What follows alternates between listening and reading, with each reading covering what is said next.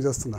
YS Rajasekhara Reddy గారికి అత్యంత సన్నిహితంగా ఉండేది మీరు. ఆయన పాదయాత్ర కావచ్చు, అప్పుడు గవర్నమెంట్ అధికారంలోకి వచ్చినప్పుడు కావచ్చు పార్టీ.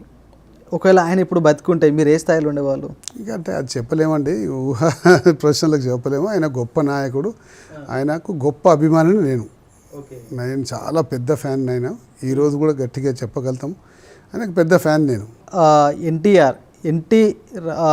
నందమూరి తారక రామారావు గారి వర్ధంతిలకు జయంతిలకు చూపెట్టిన ఉత్సాహం దేవిరెడ్డి సుధీర్ రెడ్డి గారు వైఎస్ఆర్ వర్ధంతిలకు జయంతులకు ఎందుకు చూపెట్టలేకపోతున్నారు అనేసి కొన్ని విమర్శలు వస్తున్నాయి నియోజకవర్గంలో. చూడండి, వైఎస్ రాజశేఖర రెడ్డికి గొప్ప అభిమాని నేను.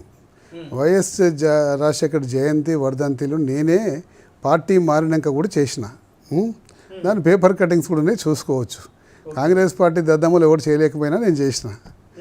కాలానుగుణంగా చేయలేకపోయినాం. ఇప్పుడు అట్లనే ఎన్టీ రామారావు గారు కూడా మహానాయకుడు, చనిపోయింది. ఆయన రాజకీయాల్లో పెను మార్పులు తీసుకొచ్చిన నాయకుడు.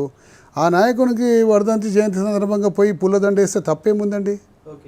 సో దాన్ని నేను పట్టించుకొని గోల చేసేవాళ్ళు గోల చేస్తూనే ఉంటారు. ప్రతి దాన్ని రాజకీయ కోణంలో చూసి దాన్ని బురద జల్లే వాళ్ళు ఆల్వేస్ నా చుట్టూ నా ముందు వెనక చాలామంది ఉంటారు.